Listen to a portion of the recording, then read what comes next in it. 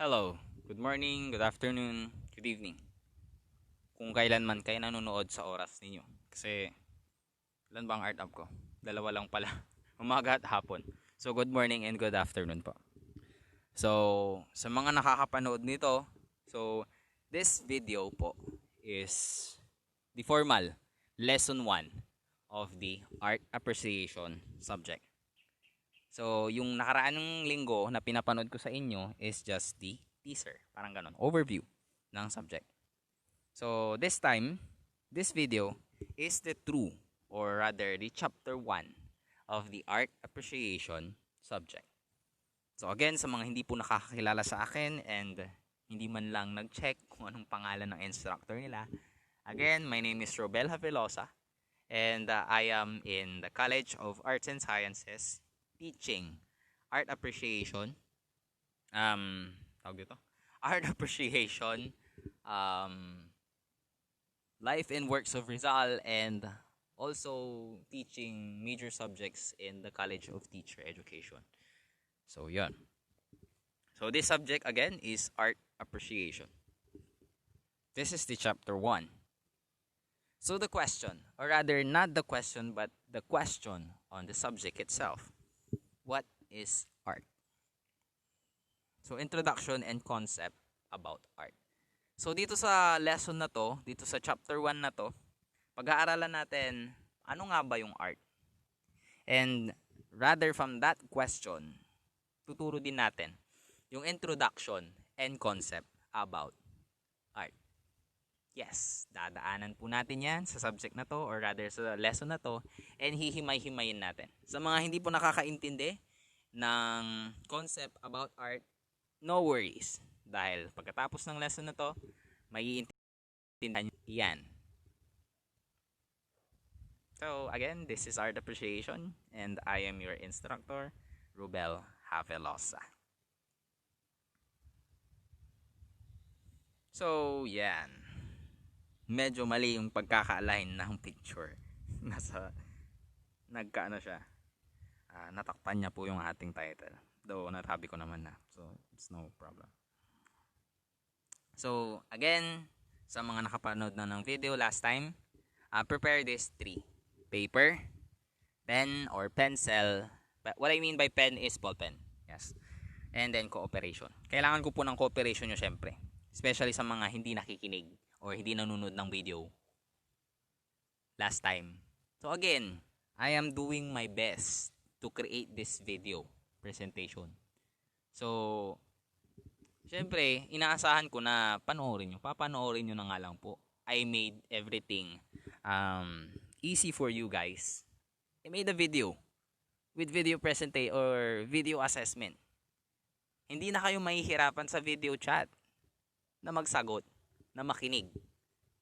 I did this all because of you. Para mas maintindihan nyo po yung topic and then hindi nyo papanoorin.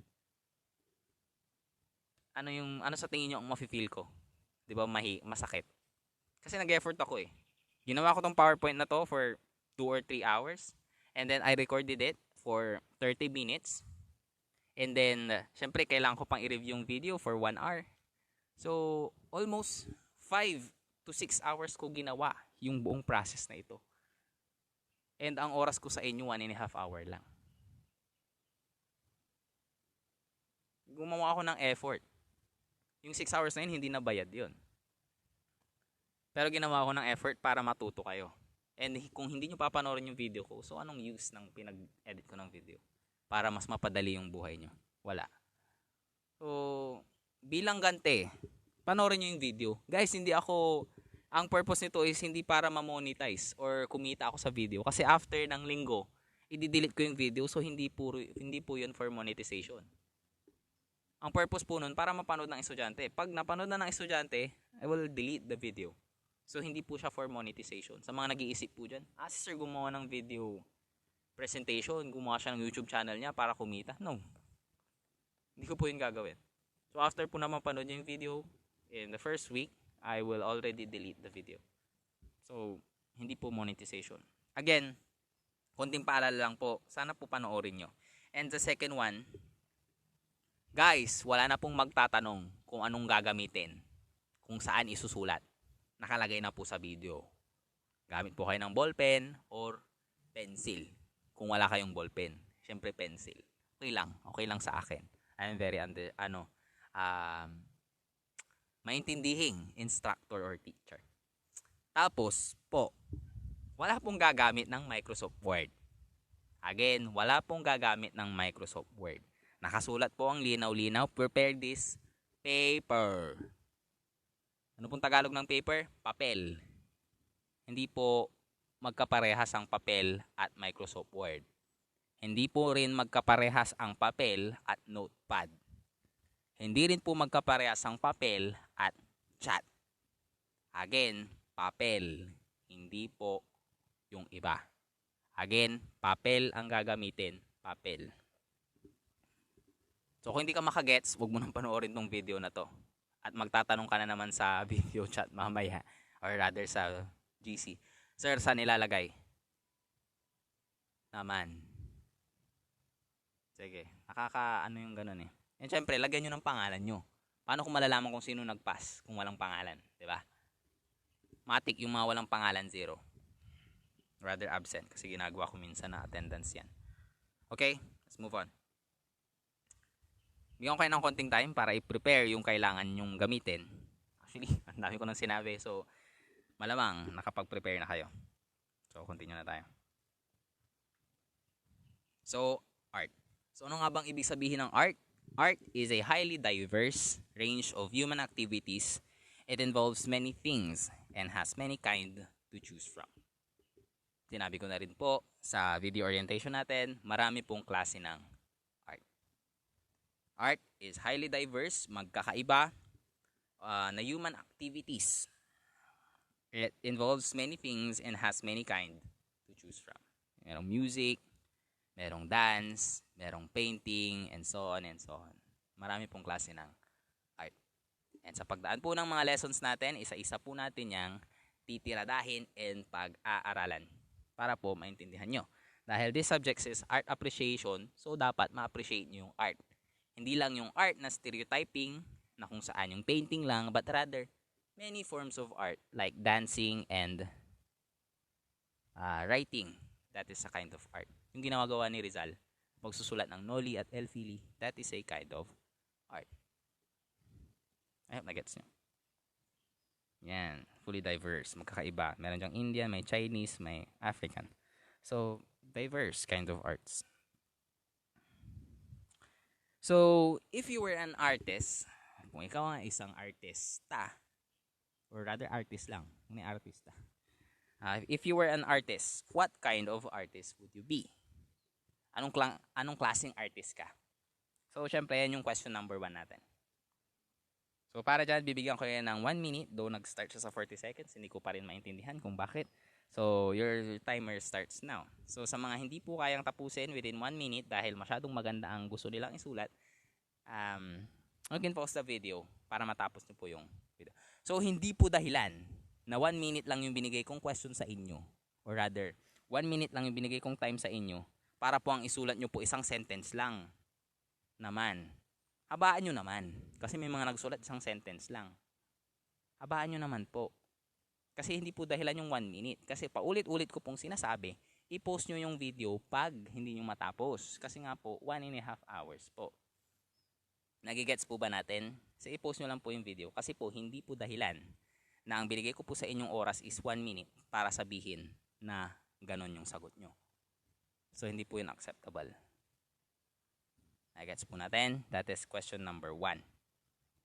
I hope nagets po ninyo yung sinasabi ko.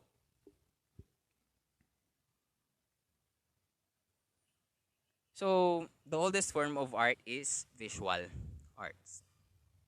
So, yan. So, ang oldest form po ng visual art is yung mga cavemen na nagsusulat or rather nagdodrawing sa kanilang mga caves. Caveman, kaya nga tinawag na caveman kasi nakatira sila sa cave. And yung art nila is nanggaling din sa cave or rather ginawa din sa cave. Bakit? So, again, babalik tayo dun sa video orientation. Ano nga ba yung ibig sabihin ng art? So, ang art, lahat daw ng ginagawa ng isang tao gamit ang kanyang skill at gamit ang kanyang experience matatawag po yun na art. So this one, pwede po siyang tawagin na art. Bakit? Gumamit po ng skill ang caveman para gawin siya. Skill ang pagdodrawing, tama. Bakit skill? Kasi gumagamit ka ng kamay and whatsoever. Ginagamit mo siya. So ibig sabihin, skill siya, talento. Secondly, saan ang experience dyan? Well, habang naghahunting itong caveman na to, nakita niya itong hayop na to. Hinahunt nila yung hayop na yan. Pumasok sa kanyang kukote or sa kanyang isip, para maalala ko yun, kailangan kong isulat using my skill. So nagdrawing siya using his skill or her skill, babae or lalaki, hindi po tayo tawag dito? Meron po tayong gender equality po dito sa subject na to. So it's either her or him. Caveman or woman rather kanina. So yung caveman or woman naghunt siya. Kaya lang kasi sa history kasi pagdating sa hunting kasi lalaki ang So sabihin na natin na he. Huwag kayong mag-alala sa mga babae. Masasabi din yung pangalan nyo dito later on. Pero this time kasi ang mga hunters kasi usually lalaki. So sabihin na natin lalaki. O siguro pwede na rin natin sabihin she. Medyo na tayo doon. So, all this form of art, visual arts. So, yung lalaki na yon or babae, yung experience niya sa paghahunt, yung nakita niyang hayop na hinunt nila, i-drawing niya. So, ibig sabihin yung drawing na yon is art. And that became the oldest form of art, which is visual art. Yun po. Yan.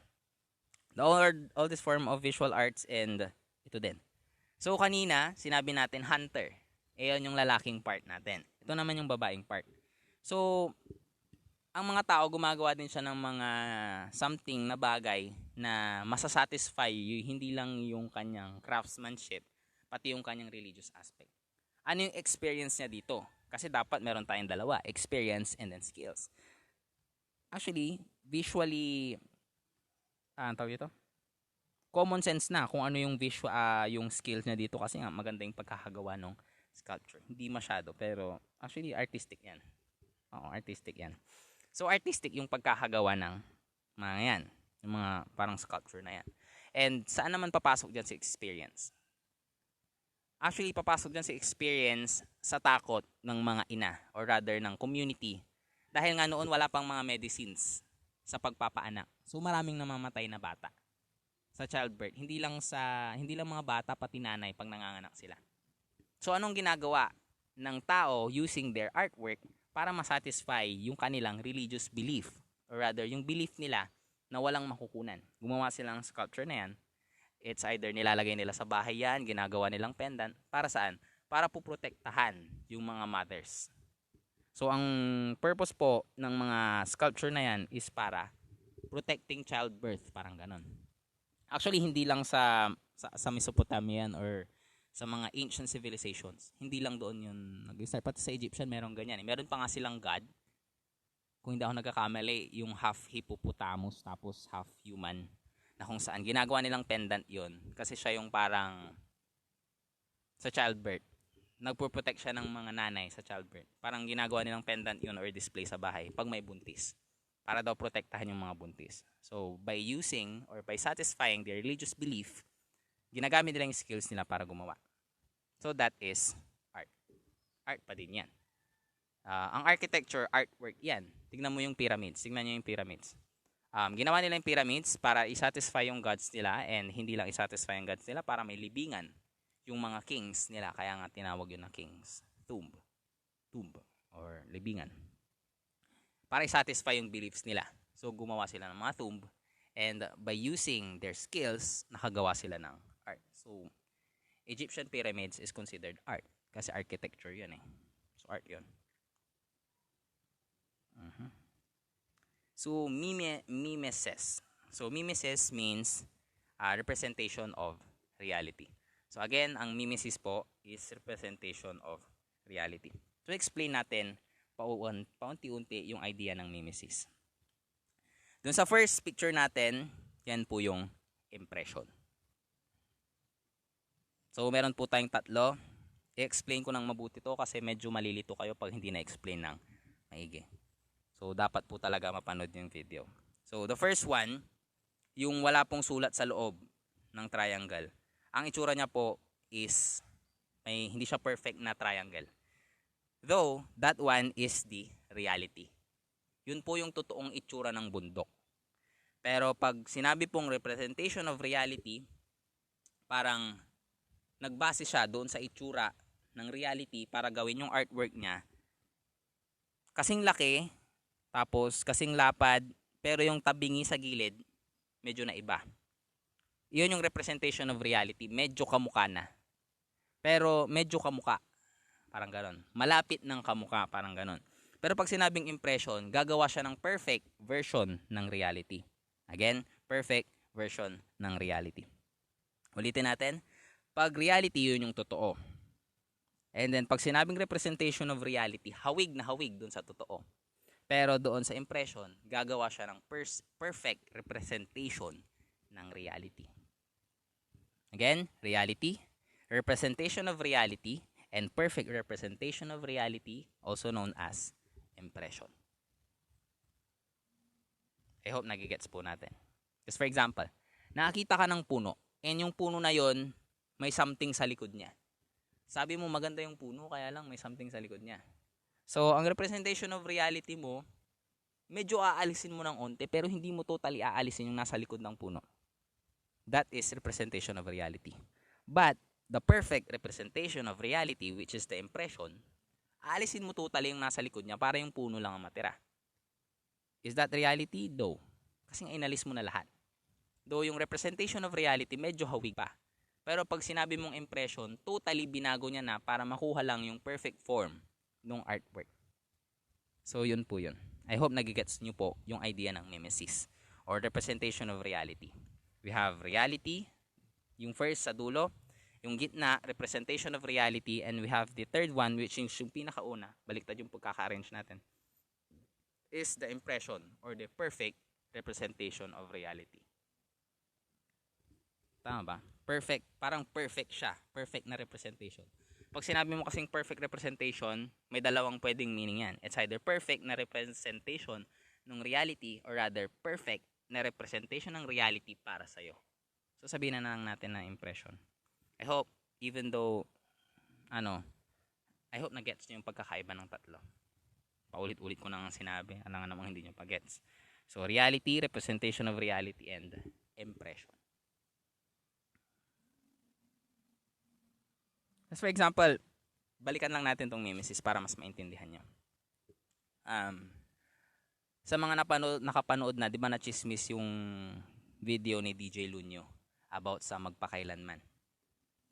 Iba yung reality na totoong nangyari sa buhay niya sa kinento niya sa magpakailanman. So, in that case, instead of using the representation of reality na talagang kahawig ng buhay niya, ang ginawa niya is impression. Binago niya yung kwento ng buhay niya para maging kaaya-aya sa impression ng ibang tao. Sinundan ba niya yung reality? Hindi. So, instead of representation of reality, ang ginawa niya, impression. Sa mga nakapanood na, kasi yung buhay ni DJ Lunyo, hinayag sa sa magpakailanman. Pero nachismis siya na mali daw yung pagkakakwento. So instead, ang nangyari doon, impression. So hindi po siya representation of reality but rather impression. Nagbigay lang ako ng example bukod dito sa pictures natin. Although malinaw na to, gusto ko lang ma-explain ng maayos sa inyo para mas maintindihan nyo. So artwork depends on the localities and generations. So pag sinabi nating localities, syempre sa lugar. Parang sa Amerika, 'di ba? Yung mga country music. Tapos sa mga lugar na New York, ganon, R&B, ganon yung mga music. Tapos sa Pilipinas, by generation, sabihin natin, i-compare natin yung by generations. Actually, yung localities, nagigets nyo na yan. Kasi nakadepende sa lugar yung artwork na yun. Merong artwork na hindi patok dito, or rather, sabihin na natin ang pinakamalapit sa puso natin, music. May artwork na hindi patok sa Pilipinas, pero patok sa ibang places. And then, meron namang hindi patok dito, tapos patok naman sa ibang lugar. So, ganun lang yung localities. Medyo madaling intindihin. Pero pag sinabi natin generations, ganito.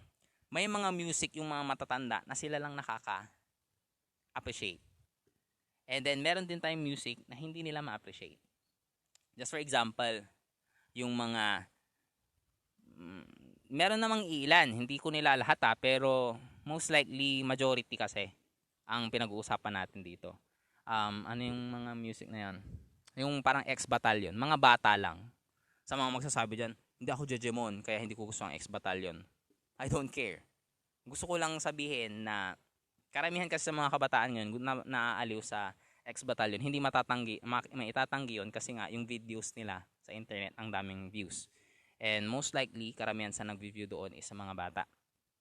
So, pag sinabing ex-battalion, mga bata. And pag sinabi sa Pangasinan, si Punsyano, yung Punsyano, ganon, si Insyong. So, dalawang klase ng generations yon. Yung old generations, which is yung Punsyano ni Insyong, and then yung newer versions, which is yung mga hip-hop, ex-battalion, etc., etc., etc. Ngayon may magsasabi sa inyo, gusto ko din yung hip-hop, gusto ko din yung Insyong, yung Punsyano, na-appreciate ko din yung music na yan. Well, na-appreciate mo siya, pero kaya mo ba siyang ipagyabang sa ibang tao? Hindi. Bakit? Kasi pag pinagyabang mo yun sa ibang tao, tatabihin nila sa'yo na makaluma ka. Sige, sabihin na natin na na-appreciate mo yung Insyong. Meron ka bang music niyan sa cellphone mo? Probably not. Or probably wala. Probably none, rather. Probably none. Bakit? Kasi na-appreciate mo siya pag nakapakinggan mo sa radyo. Pero hindi to the point na ilalagay mo siya sa cellphone mo at pakikinggan mo sa daan. Kasi kayo din, kung may mga kaibigan kayo na nagpatugtog ng ganyan, anong unang papasok sa isip nyo? Weirdo. Again, hindi ko na kailangang elaborate ng mabuti kasi itong localities and generation, self-explanatory na to. Though in-explain ko na sa inyo, even though self-explanatory. Yan ako kabait. So, elements of art, visual. So, dadaanan natin yung mga elements of art under the category of visual. So, sa visual to, elements of art under the category of visual. So, pag sinabing line, a continuous mark made on the surface or in space.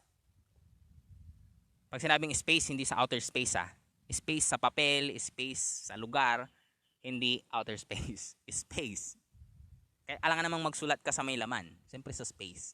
May space. I hope nagigets ninyo. Surface.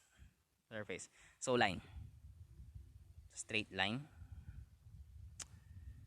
So, under ng line, meron tayong tinatawag na horizontal. So, pag sinabi mong horizontal line, ano ba ang horizontal? Magkakasunod ba to? Pag sinabi mong horizontal, para hindi kayo malito sa difference ng horizontal at vertical. Pag sinabing horizontal, horizon. Pag sinabing horizon, syempre, flat. So, pag sinabing horizontal, flat line. Diyan kasi nalilito ano ba yung horizontal at vertical? Nalilito ako kung ano man ang flat doon at straight. Pag sinabing horizontal, syempre, horizon. Nanggaling siya sa word na horizon, kaya dapat flat siya. So, pag sinabing horizon, or rather yung horizontal line, pag nakalagay siya sa isang painting, itong example, horizon. Pag nagpainting ka ng isang horizon, parang ganito, or sunset, ganon, at flat siya, yung line na pagkakadraw, or rather, pagkaka-picture. Kasi pwede rin namang artwork ang picture. So, ganyan. Pag na-picture mo siya or pinaint ang horizon and flat siya, nagsisimbolize daw yan ng calmness or rest and calmness. Diba nga? Pag nasa beach ka and then makakakita ka ng sunset, makikita mo yung horizon, tapos yung araw na palubog ng palubog, diba nakakakalma? Parang ang sarap magpahinga sa time na yun. So, ang horizontal line daw is nagsisimbolize ng rest or calm. Pagiging kalmado. Or rest, yung gusto mong magpahinga, nakaka-relax, kumbaga. And then we have vertical. Again, pag sinabing horizontal, horizon. Nanggaling siya sa word na horizon. Pag sinabing vertical. Hindi ko alam kung ano nun. Pero vertical. Pag vertical sinabi, straight. So, pag sinabing vertical, ang pinahihiwatig nito is may langgam. Please ko dyan langgam. May langgam. Pasensya na guys, may langgam. Nasa bukid kasi ako. So, pag sinabing vertical, associated with the stability and firmness. Pag sinabing pag sinabing vertical, or rather nakakita ka ng isang painting na vertical, rather nakakita ka ng isang puno na painting, and then straight yung pagkaka-paint sa puno na yon, ang sinisimbolize na daw, or rather poste. Alam niyo yung yung poste ng Egypt, yung tinatawag na obelisk, yung poste na kung saan yung poste na yun may mga nakasulat-sulat na etc doon ng mga pangalan, mga ganon. Obelisk. Pag nag-paint ka or pinaint mo yung obelisk, or rather nag-paint ka ng isang painting na kahawig ng obelisk, ang kanyang sinisimbolo is stability and firmness. Katibayan. Hindi katibayan na evidence. Tibay, parang ganon. Katibayan. Basta, tibay. Ayan. And firmness, pagiging matibay. So, yan. Horizontal and vertical. I hope na-gets nyo na yung pagkaka. Siyempre nga naman, pag nag-paint ka ng isang puno and then nakatayo siya, matibay yung pinahihiwatig niya. Pag nag-paint ka ng puno na natakatumba, parang ang weird, hindi masyadong maganda. Pero pag nakatayo yung puno, it symbolizes firmness and stability. So, dalawa naman to. Pag sinabi mo namang diagonal line, kasi kanina ang in-explain natin, vertical and then horizontal.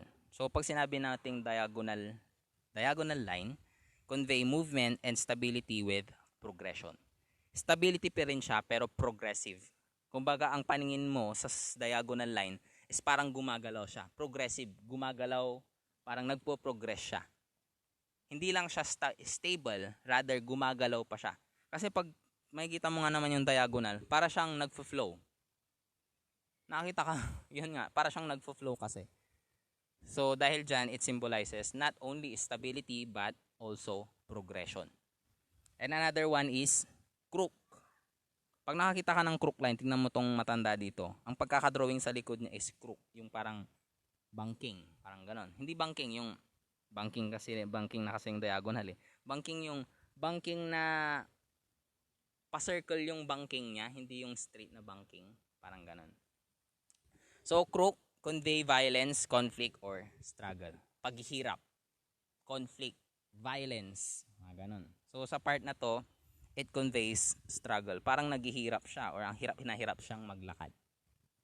So yun po ang sinisimbolize ng crook line. Crook line yung pag ganun. Yung banking siya na pa-circle. Na-gets nyo, may picture na nga eh. Curve lines. Pag sinabing curve lines, yan.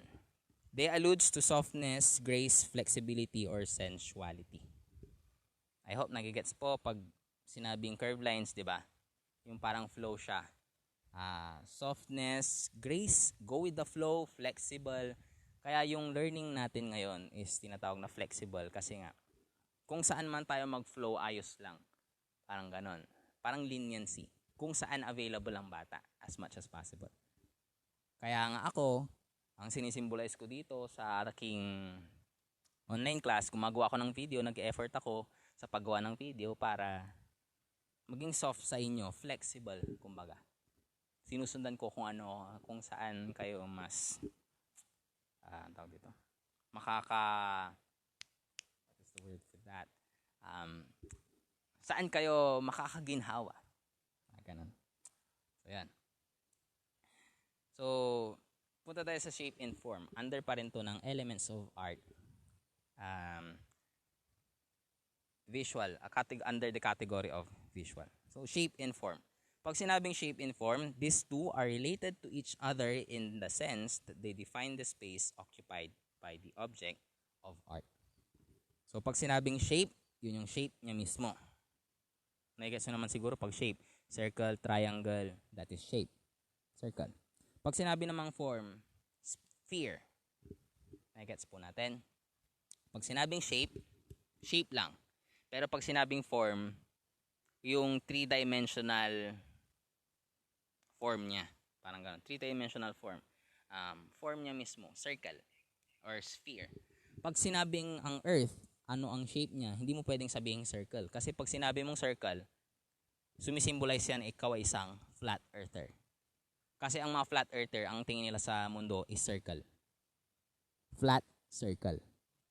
Rather, ang mga tingin ng mga talagang yung mga naniniwala sa heliocentric is sphere or oblate spheroid. Parang may pagka-fold siya sa taas. Kung ikukumpara natin siya sa isang prutas, ang Earth is parang pongkan. Meron siyang parang curve sa taas. Oblate spheroid ang tawag doon. Hindi po siya sphere lang. Hindi po siya bilog lang. Rather, oblate spheroid. So that is the difference between shape and form. Makikita nyo naman sa picture, yung shape bilog lang siya, and yung form may shadow pa siya, ibig sabihin. Actually kasi sa Tagalog, ang bilog parehas lang sa bilog, na sphere. Pabilog, parang ganon. So yun, sa English na lang tayo, circle and then sphere. So ang Earth, hindi po siya sphere, rather oblate spheroid. So geometric. These shapes find origins in a mathematical propositions. So yan, may mga square siya, ganun. Actually, meron yung sukat kung paano yun na-form yan. So yan, geometric shapes. These shapes find origin in mathematical propositions. So wala po siyang certain shapes. So binuo po siya para makabuo ng design, and at the same time, meron po siyang mathematical sides para it's either pare-parehas or maganda yung kalalabasan niya. So geometric shapes. Organic shapes, rather, ito yung shapes na hindi inimbento. Kusa na lang lumabas sa nature. Ano tong picture na to? Hindi ko actually alam to, pero alam niyo yung pag naghuhugas kayo ng pinggan and then malalagyan nyo siya ng mantika, yung na-form na shape ng pag-form ng mantika, that is organic shapes. Yung hindi sinasadyang ma-form ng nature. Ano pa ba yung mga shape? Shape ng lupa. May shape bang lupa? So, ganun. So, yun yung maganda example doon. Pag geometric shapes, yun yung shape na ginawa ng tao. Tapos, pag sinabing organic shapes, yun yung shape na, kumbaga, ginawa lang ng nature. Rather, pwedeng sadyain ng tao na maging organic para ang itsura niya is maging parang organic siya. Parang natural. Parang gano'n. Natural shapes. So, we have space. So, space is the area between or within the shapes or form. Tulad ng sinabi ko kanina, pag sinabing space, hindi po ibig sabihin yung space, outer space. Rather, ang sinasabi ko po ng space is yung space na surface na paglalagyan mo po ng artwork mo. Kasi nga naman, hindi ka naman makakapagsulat sa fully occupied na isang surface. So, kailangan po ng space. Self-explanatory na po yan. So, it can be manipulated to create an illusion of depth in two-dimensional work of art. So, pwede po siyang makakreate ng illusion. Just for example, this one. Ang drawing lang po dito is yung bandang taas lang po yung muka. Pero dahil po sa space or sa illusion ng space, nagkakaroon po na yung space na po sa baba, nagmumukhang kamay. Pero sa totoo lang, wala pong drawing dyan. Ang drawing lang po is yung sa taas, pero nagkakaroon ka ng illusion na may kamay sa mukha niya. Rather, ang ginamit na pangtakip sa mukha niya is space na hindi kinawaan or hindi nilagyan ng kahit na anong kulay.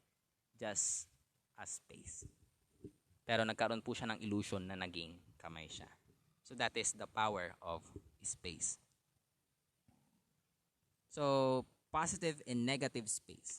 So, pag sinabing positive and negative space is the space where a shadow is heavily cast. And negative space, on the other hand, is the space where it is lighter. So, magkakaroon po tayo ng conflict dito. Tandaan nyo pong mabuti, baka rin kasi pumasok or baka rin kasi lumabas sa exam.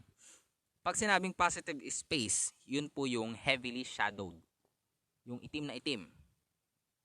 And then, pag sinabi namang negative space, yun yung hindi masyadong, yun yung mga part na lighter part ng isang portrait. So, bakit kailangan yung negative at positive space? Para makabuo ng illusion ng 3D. Parang ganon. Para magmukhang nakalutang yung picture. Kailangan po ng negative and positive space. Pag sinabi pong negative space, yun po yung lighter part. Hindi po masyadong nakulayan. Or rather, hindi po masyadong mabigat yung shadow niya. Rather, pag sinabi mong positive, yun yung mabigat yung... Tama ba? O, tama. Pag sinabing positive, yun yung heavily shadowed. Yung mas maitim. I hope na-gets po ninyo. So, three-dimensional space can be stimulated through a variety of ways, one of which is shading. So, magkadugtong po siyang dalawa. Kasi po, para po makagawa ng three-dimensional space, kailangan mo po ng positive and negative space. So, paano po makakagawa ng three-dimensional effect? Siyempre, kailangan mo po ng positive and negative space. Yung lighter shadow and darker shadowing. Sa mga artists, sa mga architecture, alam na alam nila yan, yung shadowing. Yung igagalaw-galaw pa nila, i-shade pa nila ng kamay nila para makabuo ng illusion ng shading. So, alam po nila yan. Hindi nga lang siguro nila, alam nila siguro yung tawag. Pero ang tawag po kasi doon is positive and negative spacing. So, we have color. So, pag sinabing color, 36 minutes na, medyo mahaba tong discussion na to. Color, bilisan na lang natin. It is produced when artists use various pigments and dyes to create a range of different hues that the viewer's eyes and brains intercept as colors. So, yun, color wheels. Self-explanatory na po yan, mid-picture na rin po. So, hue is divided into this three. Three ba? Yes, three. Primary colors, yun yung red, yellow, and then blue. Secondary colors, we have orange, green, and violet. And tertiary, yung pinaghalo-halo na pong kulay ng primary and then secondary. So, we have amber, vermilion, magenta, violet, teal, and chartreuse. Purple pa lang nasa taas, di violet. So, medyo maliit yung text natin, kaya babasahin ko na lang. Value. Value, this refers to the brightness or darkness of color. This creates the solidity and depth, particularly mood and feelings. Light colors, taken as the source of the light in the composition. Yan po. Yan po yung light colors natin. Light colors taken as the source of light in the composition. Dark colors, ito po. So, yan. Intensity. Pag sinabing intensity, this is the color brightness and dullness. Pag sinabing brightness, yun yung tingkad ng kulay. And pag sinabing dullness, medyo malungkot. The more na paano ba to? Pag yung red na color, yung sports car, pag sinabi mong yung matte black, bright color siya. Even though black siya. O sabihin na natin, yung red na sports car rather. Yung red na sports car. Pwede nating sabihin na brightness pag yung kulay niya is red. Pero pag sinabi mong matte red, yung matte siya, parang sa iPhone, matte black, matte, yung matte color, matte color. Sa mga lipstick na lang, para mas maintindihan po sa mga babae din. So, meron tayong matingkad na kulay ng lipstick, yung red na red, and then meron tayong tinatawag na matte lipsticks, yung matte color. So, intensity po ang tawag dyan. Dun sa kulay po na pinipili natin. It's either yung bright, yung red na red, or yung dull, or yung matte siya, yung kulay niya. So, yan. I hope nag-gets po ninyo. Yun lang po yun. Bright or warm colors, positive energy. So, pag sinabing bright or warm colors, ito po yung nagsisignify ng positive energy. Pag sinabing dull or cool colors, nagsasuggest po siya ng sedate, soothing, seriousness, or calm. So, yan. So, pag sinabi pong bright or warm colors, yun po ay parang bright nga siya. And then, pag sinabing dull or cool colors, parang medyo darker siya ng konti. Kaya tignan nyo to. Dun sa bright or warm colors, anong most likely na nakikita nyong kulay? Yellow or parang reddish siya. Nasa part siya ng matingkad na kulay. Kulay ng araw. And then, pag sinabi natin dull or cool colors, parang bluish siya na papunta ng white. Yun yung cool colors. So, yan po. So, this one, texture, palit ng palit yung text natin. So textures like space textures can be either real or implied. These elements in artwork is experienced through the sense of touch. This element renders the art objects tactile. Texture in 2D, textures can be implied using one technique or a combination of other elements. Textures of 3D. So, parehas din po siya sa mga diniscuss natin kanina like 3D, pero itong painting na to, yung textures niya is mafe-feel mo siya sa sense of touch. Parang ganoon. May mafe-feel ka pag hinawakan mo yung painting. Be either real or implied, this element in artwork is experienced through the sense of touch. Yung mga curve niyan yung painting, makikita mo siya or mafe-feel mo siya through sense of touch. Yun po. So, question number 2 natin, i-post na lang po pag hindi nyo po matapos. And two-dimensional artwork such as paintings cite the elements and principles of art that when utilized is the composition of the artwork will help stimulate or suggest the three-dimensional space. Yan po. Basahin nyo na lang po uli yung question. Pahinga ko muna yung bunga ko for 1 minute. Okay? Hindi nag-oras siya. Okay? Hindi gumagalaw yung oras. So, just answer lang po. Magsagot na po kayo. Orasan ko na lang yung sarili ko or i-post yung video. Medyo pagod na po akong nagsasalita. Okay? Pahinga lang po ako. 30 seconds.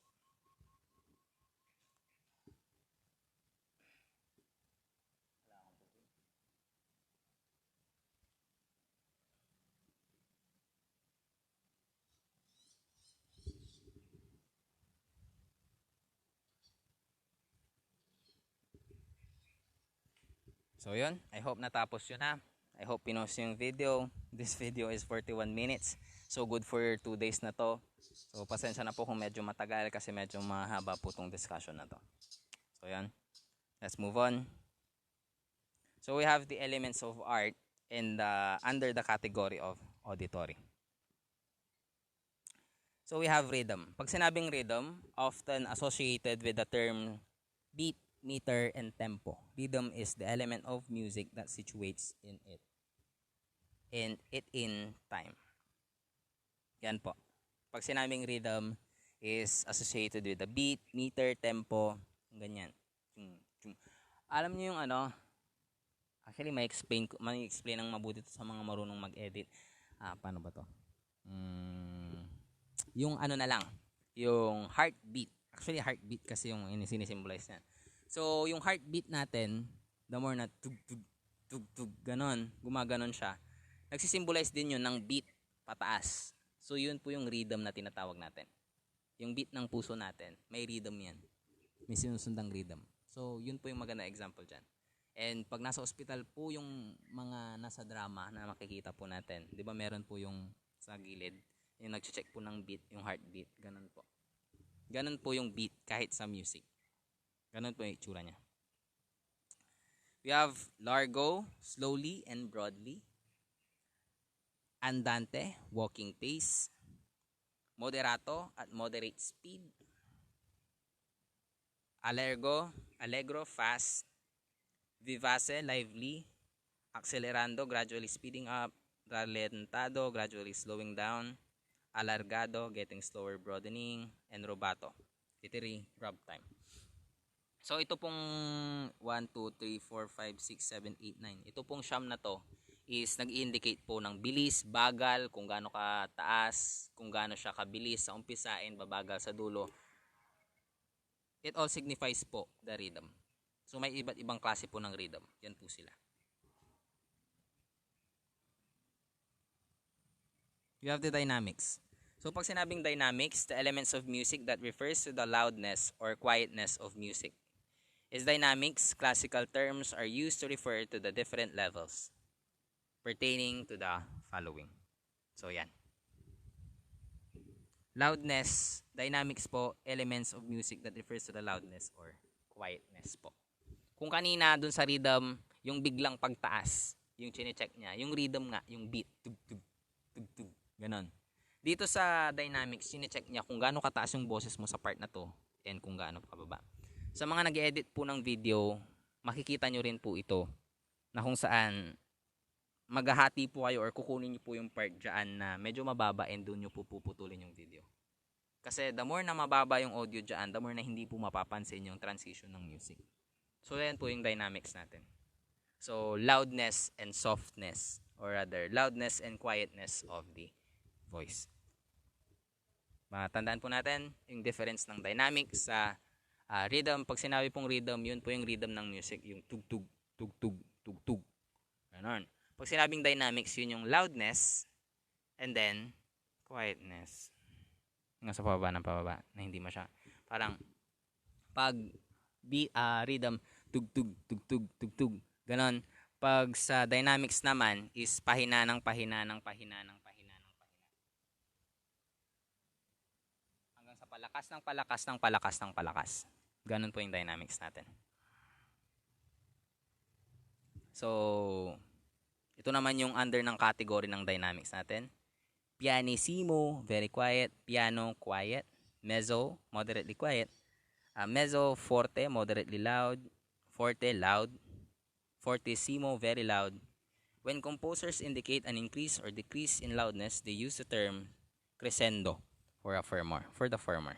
And decrescendo or diminuendo for the latter.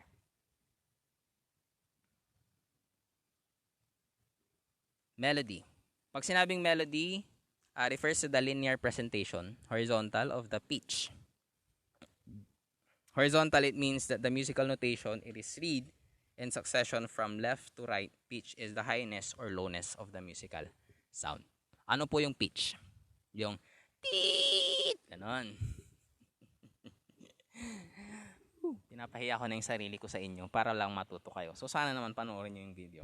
So pag sinabing taas ng boses yung tiit, ganon. Pag sinabi namang lowness ng boses yung ganon. Yan. So, yan, mababang boses. Pag sinabi mong taas ng boses, taas ng boses, ganon. So yun yung pagkakaiba yung melody. Yung taas at baba ng boses. Medyo magkakaparehas kaya wag kayong malilito. Pag sinabing rhythm, ulitin natin. Pag sinabing rhythm, yun yung rhythm niya. Tugtug, tugtug, tugtug. Pag hindi ka nakasabay sa rhythm, kumakanta ka, hindi ka magaling na singer. Kasi hindi ka nakasabay sa beat or sa rhythm ng music. Pag sinabi namang dynamics is yung lakas at baba ng boses. Or rather, lakas at baba, hindi ng boses, ng tunog. Pero pag sinabi kasing melody, ito yung pitch niya. Matalim. Kasi ganito. Pwedeng normal ang boses ko, pero pwede siyang humina ng humina ng humina. Tapos pwede rin siyang lumakas ng lumakas ng lumakas ng lumakas. That is dynamics. And sa melody naman, pwede kong itaas yung boses ko. Pwede ko din namang ibaba yung boses ko. That is melody. And pag sa beat, kay sakit namang isipin na sa puso mo ako'y pangalawa. May sinusundan siyang beat, di ba? May sinusundan siyang rhythm. And that is rhythm. Again, ulitin natin yung tatlo para hindi kayo malito. Kakanta ako para sa inyo. Pag sinabing rhythm, kay sakit namang isipin na sa puso mo ako'y pangalawa. At sa tuwing makikita kitang kasama siya. Nagets nyo? May rhythm, di ba? Meron akong sinundan na beat. Yun yung rhythm. Pag sinabi namang dynamics is yung lakas ng boses. Pwedeng maging parehas ang pitch ko, pero yung boses is pwedeng humina ng humina ng humina. And then pwede rin siyang lumakas ng lumakas ng lumakas ng lumakas. Gets? Ang pitch naman, or rather yung melody, ang tinitignan niya is yung pitch. Pwedeng tumaas yung boses, and then bumaba yung boses. That is melody. I hope na gets nyo. Medyo makakaparehas siya, pero magkakaiba talaga siya. And dinescribe ko na yan through sound. I hope na gets ninyo. So we have harmony. So if melody is horizontal, harmony is vertical. It arises when pitches are combined to form chords. So ito naman. So kung yung melody is horizontal, ang sinusundan niya is flattened curve. Ang harmony naman is vertical. Paano ba to? Harmony, just for example, pwede mong pagsamahin ang isang mataas na pitch at mababang pitch, mapag-combine sila para magkaroon ng harmony. and that is harmony. So simultaneously played that refers to chord. Parang sa piano, pag dalawang kumakanta, pag lalaki at babae, even though mataas yung pitch ng babae and then mababa yung pitch ng lalaki, nagiging balance, di ba? Parang yung Beauty and the Beast. Yung si Celine Dion at saka yung kasama niya, hindi ko kilala. Magkaiba sila ng vibrato or magkaiba sila ng melody. Kasi yung lalaki, mababa yung boses niya, pero yung babae, mataas yung pitch ng boses niya. Pero nagkaka-form ba sila ng harmony? Yes, ganun po. Sa piano naman, pwedeng pagsabayin nung nagpa-piano yung mataas na pitch ng piano, na tuk, yung mataas na tunog, and then yung mababa, and magpo-form siya ng magandang tunog. So, ganun po yung harmony. From the word harmony, harmonize. And pag sinabi namang timbre, mag-iisang oras na itong discussion. Pag sinabing timbre is often likened to the color of music. It is a quality that distinguishes a voice or an instrument from another. Dependent on the technique, the timbre may give a pertinent characteristics of music. So pag sinabing timbre, yung iba't ibang tunog ng musical instrument. Just for example, yung difference ng acoustic guitar sa electric guitar. Ganun po. Yung pagkakaiba-iba ng tunog. And then, pag pinagsama-sama po yung timbre, magkakaroon po tayo ng tinatawag na harmony. Yung kakadiscuss lang kanina. So, parang yan. Yung tuning fork, since ang tunog niyan is mataas, tik, tik, basta tik. Kasi yan, hindi ko kayang tawag dito, i-mimic. Yung ganyan yung tunog niya. And then, pag flute, ganyan yung itsura niyang rhythm niya. Pag boses ng tao, yung nakikita nyo naman, and then pag violin, ganyan. So, yan po yung timbre.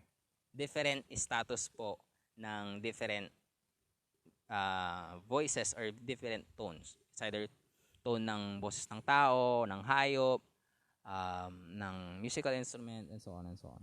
That is timbre. So, we have texture. Meron po tayong texture kanina sa visual arts. And pag sinabing textures, ito po yung ginagamitan ng sense of touch.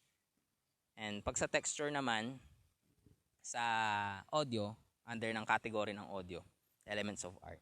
We have the numbers of melodies, the type of layers, and their relatedness is a composition of textures of music. It may be monophonic, single melodic line. Polyphonic, two or more melodic lines. And then pag homophonic, main melody accompanied by chords.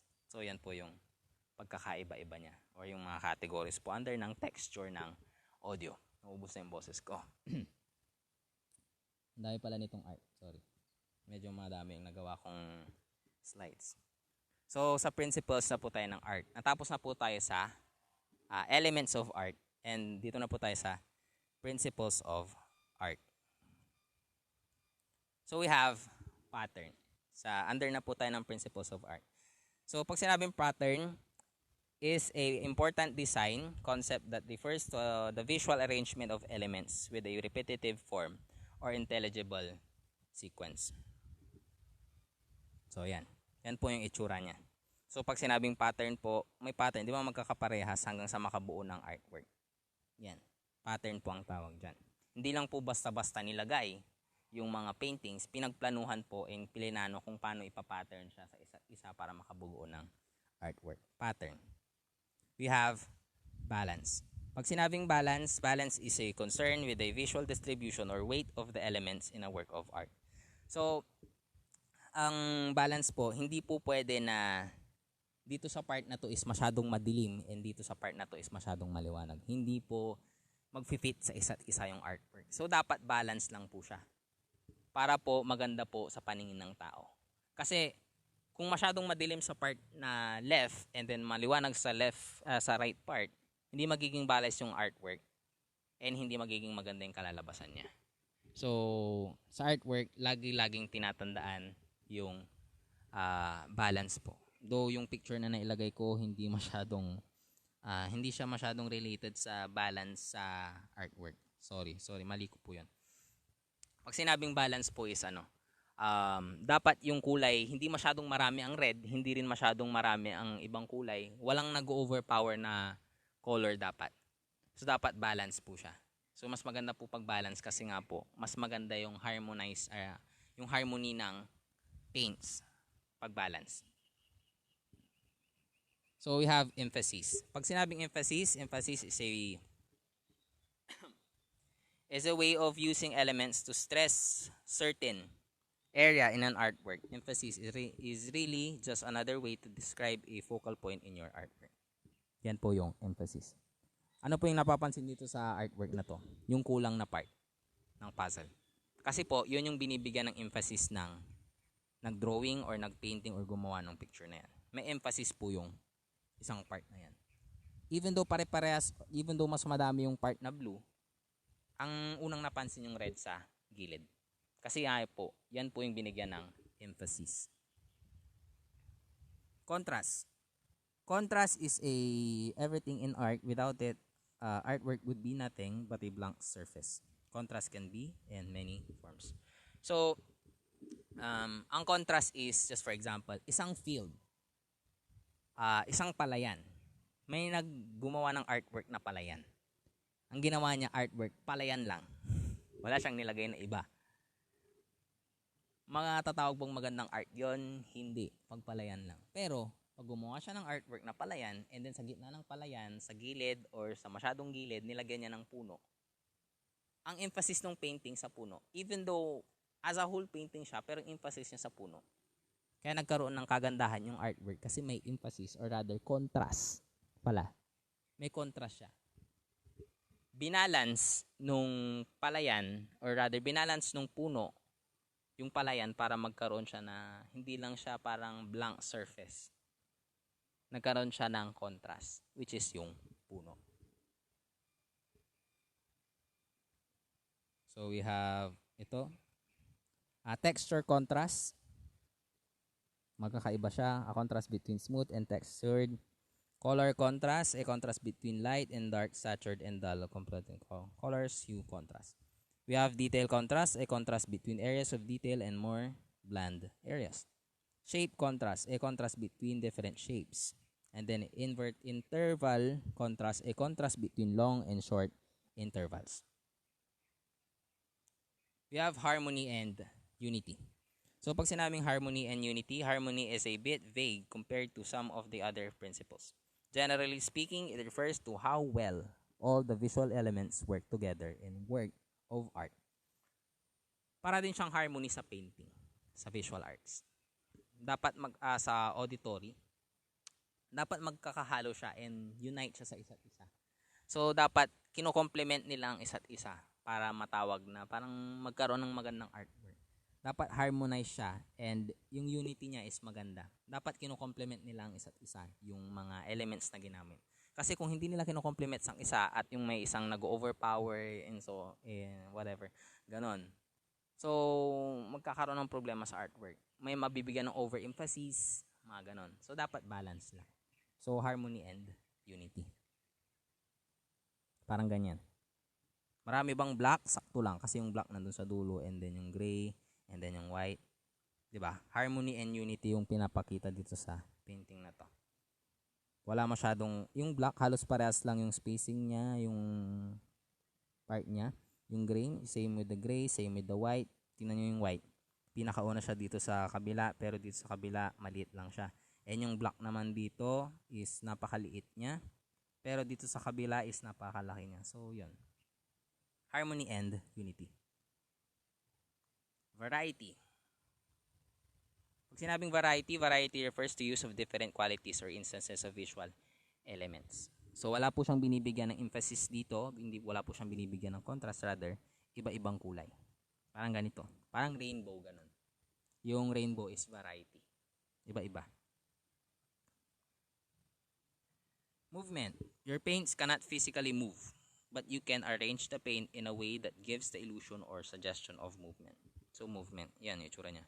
Usually ginagawa tong movement na type or ginagamit itong movement sa principle tawag ito. Usually ginagamit itong movement na elements ng art or sa under ng principles of art. Usually ginagamit siya sa sa manga. Yung mga form na parang naglalaban sila ganon. Nag-indicate siya ng movement. So yun. Yun yung movement. Proportion. Pag sinabing proportion, concerns the relationship between the sizes of different parts in an artwork. Ito yung talagang ginagawa ng mga architect. So yan yun, proportion. May tamang sukat yung painting. We have scale. Scale refers to the size of an object compared to the rest of the surroundings.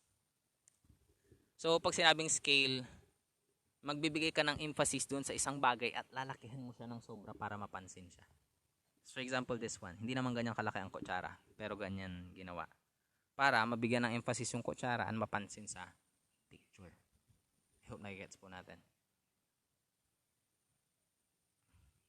So, question number 3. What is the relevance of combined arts and hybrid art in the current Philippine culture? So, pangatlong question na po to. So, pinakalas na to. So, that is the end of the discussion. Thank you for listening. This is Rebel Havelosa. Medyo matagal tayo, 1 hour yung discussion. So, I hope na matapos yung video. And by the end of the video, sana masagutan nyo po ng maayos. Goodbye. Signing off.